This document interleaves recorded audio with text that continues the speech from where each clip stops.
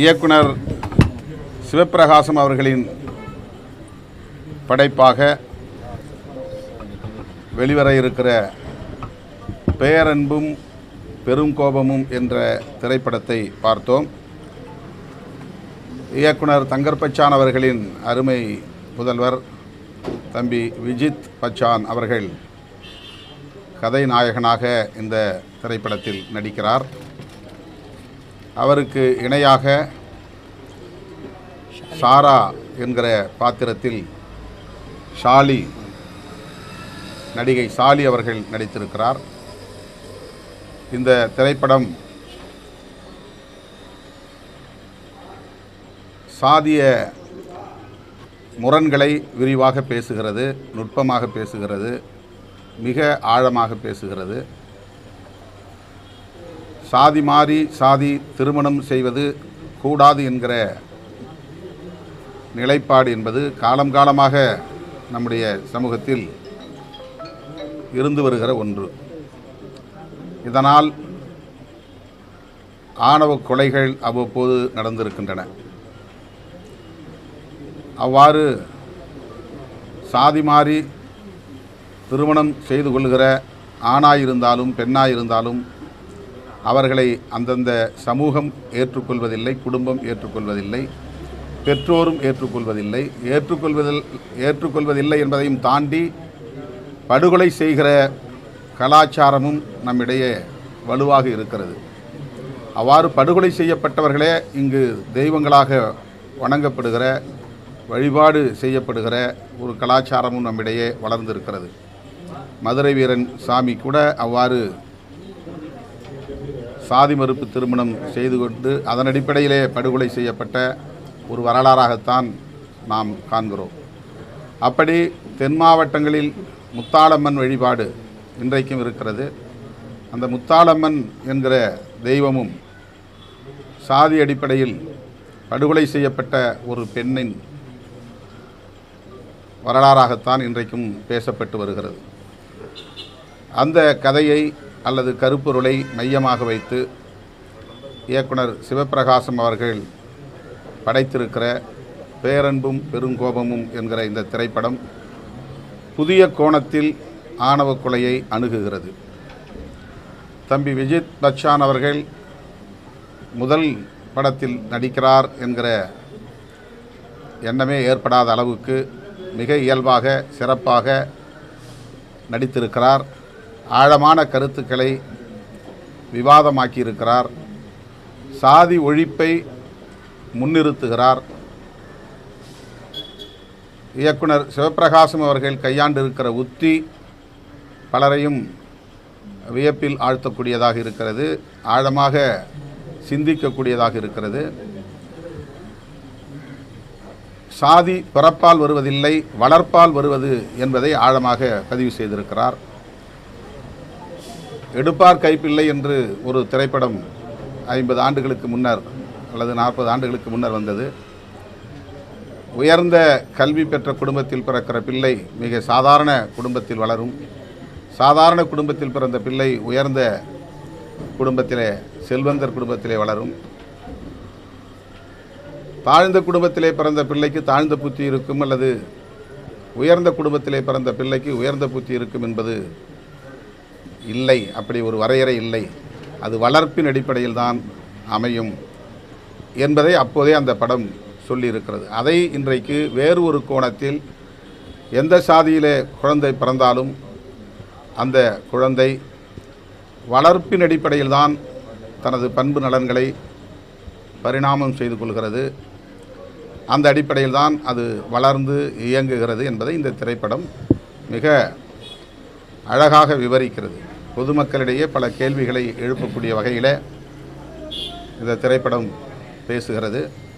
சாதி மாறி சாதி பிள்ளைகளை நாம் வளர்த்தாலும் கூட அந்த வளர்ப்பு நிலைதான் அவர்களுக்கான பண்பு நலன்களாக இருக்குமே தவிர குருதி அடிப்படையில் அல்லது ஜீன் அடிப்படையில் சாதி பண்பு என்பது தொடர்வதற்கு வாய்ப்பில்லை.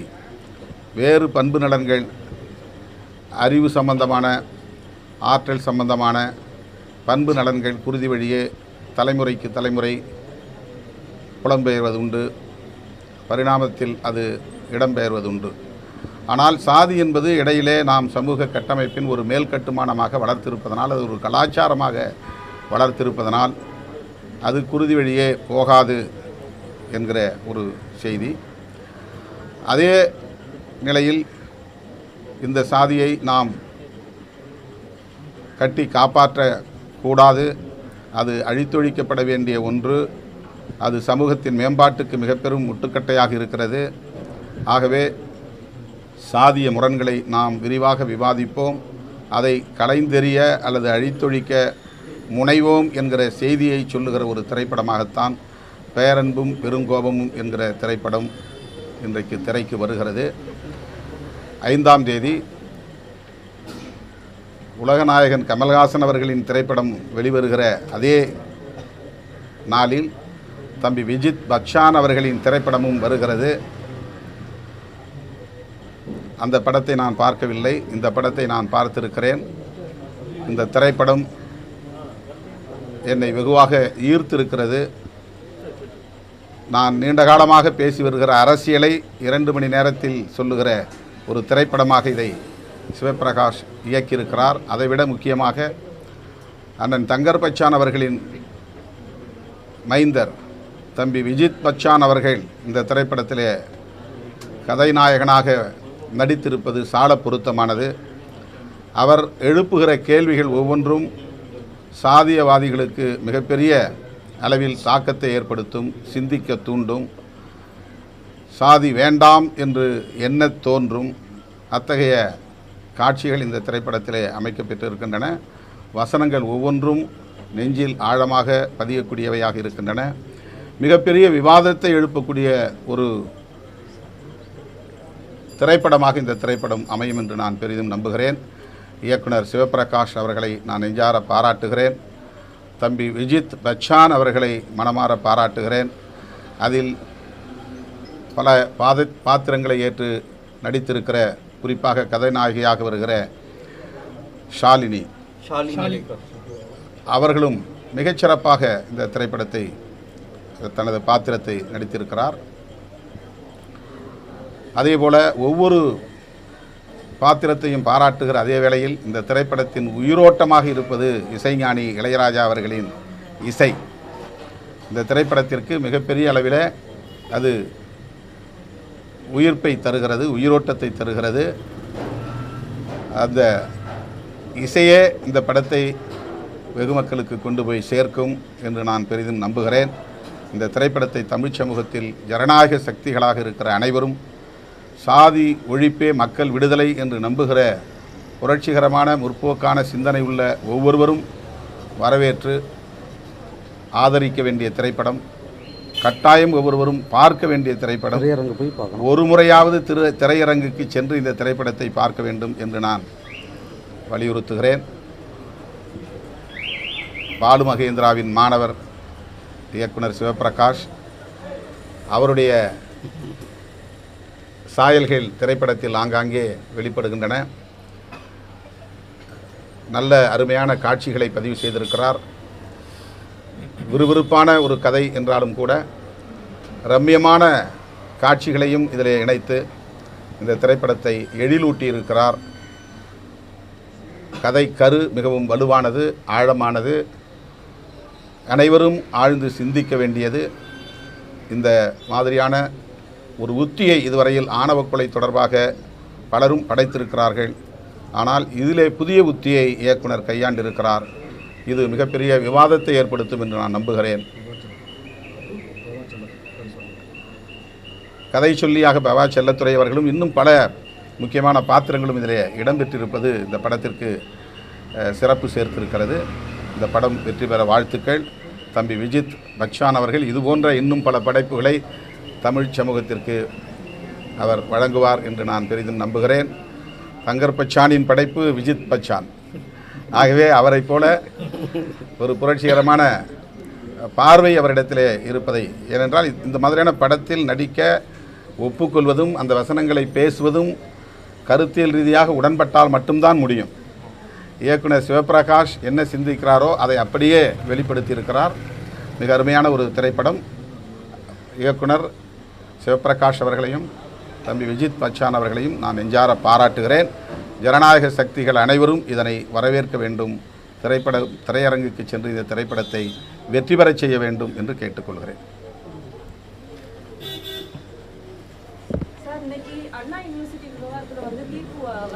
இது தனியாக நம்ம பேட்டி வச்சுக்கலாம். இது இந்த திரைப்படத்தை பற்றி மட்டும், இதுக்கு மட்டும் கொஞ்சம் முக்கியத்துவம் கொடுங்க.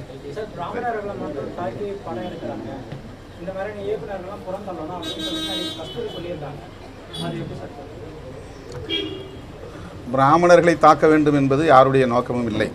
பெரியாருக்கு கூட அது நோக்கம் இல்லை. சாதிய கட்டமைப்பை தகர்க்க வேண்டும் என்று எண்ணுகிற போது பார்ப்பனியம் என்கிற கருத்தியலை விமர்சிக்க வேண்டியிருக்கிறது. அது தவிர்க்க முடியாததாக மாறுகிறது. இதிலே கூட சாமி பெரிதா சாதி பெரிதா என்கிற ஒரு விவாதத்தை கதாநாயகன் முன்வைக்கிறார். சாமியையும் சாதியோடு பொருத்தி பார்க்கிற ஒரு பார்வை நம்முடைய கலாச்சாரத்தில் இருக்கிறது. இந்த குலதெய்வத்தை கும்பிட்டால் இந்த சாதி என்று தெரிந்து கொள்ளக்கூடிய அளவுக்கு நம்முடைய கலாச்சாரம் இருக்கிறது. சாதியை தெரிந்து கொள்வதற்கு என்ன சாமி கும்பிட்றீங்கன்னு கேட்பாங்க. அப்போ சாமிக்கும் சாதியை இங்கே வைக்கிறார்கள்.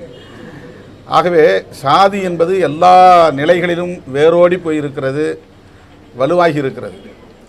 அதை எதிர்த்து பேசுகிற போது இந்த கருத்தியலின் மூலவர்களாக இவர்கள் இருக்கிறார்கள் என்கிற அடிப்படையில் விமர்சிக்கப்படுகிறார்களே தவிர அவர்களுக்கு எதிரான வெறுப்பை பரப்ப வேண்டும் என்கிற நிலைப்பாட்டில் யாரும் அப்படி செய்வதில்லை. இதை முதலில் அனைவரும் புரிந்து கொள்ள வேண்டும். சனாதன எதிர்ப்பு என்றாலே இந்த சாதிய கருத்தியலை எதிர்க்கிறோம் என்றுதான் பொருள். அதைத்தான் பெரியார் பார்ப்பனிய எதிர்ப்பாக, அம்பேத்கர் பார்ப்பனிய எதிர்ப்பாக அடையாளப்படுத்தினார்கள். பார்ப்பனர்களுக்கு எதிரான அரசியல் அல்ல, அந்த கருத்தியல் தான்.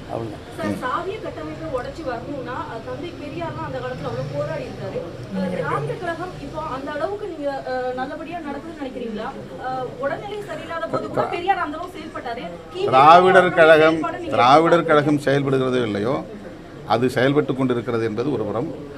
ஆனால் அந்த கருத்தியலை திராவிடர் கழகத்தையும் தாண்டி எங்களை போன்றவர்களும் நாங்கள் முன்னெடுக்கிறோம். தங்கர் பச்சான் அவர்களும் விஜித் பச்சான் அவர்களும் சிவபிரகாஷ் அவர்களும் பேசுகிற அரசியல் பெரியார் அரசியல் தான். கதைநாயகன் இந்த படத்திலேயே ஒரு இடத்தில் சொல்லுகிறார், பெயரை சொல்லாமல் சொல்லுகிறார். கடவுள் வேண்டாம் என்று அவர் சொன்னது கடவுள் மீதுள்ள வெறுப்பு அல்ல, சாதிக்கு மூலமாக இருப்பது மதமும் கடவுளும் என்கிற ஒரு நம்பிக்கை தான். ஆகவே சாதியை ஒழிக்க அவர் பேசினார், போர்க்குரல் எழுப்பினார்.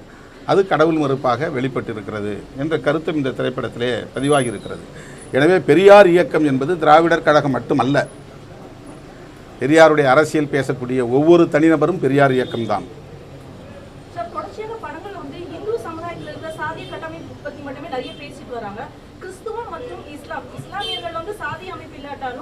ஒரு சில விஷயங்கள்ல வந்து வேறுபடுகிறது. எக்ஸாம்பிளுக்கு வந்து பெண்களுக்கான உரிமைகள் கொடுக்கிறது வந்து குறைவுதான். கிறிஸ்டியானிட்டியில வந்து சாதிகள் ஊடுருவி இருக்குது. இந்த மாதிரி விஷயங்கள் எந்த அளவுக்கு பேசப்படணும்னு நினைக்கிறீங்க? இல்லை, எங்கே சாதி ஊடுருவி இருந்தாலும் வேரோடி இருந்தாலும் அதற்கு எதிராக நாம் பேசுகிறோம். அது கிறித்தவத்தில் இருந்தாலும் அங்கேயும் சாதி ஒழிய வேண்டும் என்பதுதான் நம்முடைய கருத்து. கிறித்தவத்திலே சாதி வாழட்டும் என்று நாம் யாரும் சொல்லவில்லை. ஆனால் நான் ஒரு கிறித்தவன் அல்லாதவனாக இருக்கிற போது கிறித்தவத்திற்குள்ளே புகுந்து நான் தாக்குதலை பெரிதாக நடத்த முடியாது. அதை கிறித்தவ மதத்தை சார்ந்தவர்கள் அதை பேச வேண்டும். அந்த மதத்துக்குள்ளேயே அதை ஒரு விவாதமாக்க வேண்டும். அதுதான் அங்கே எடுபடும்.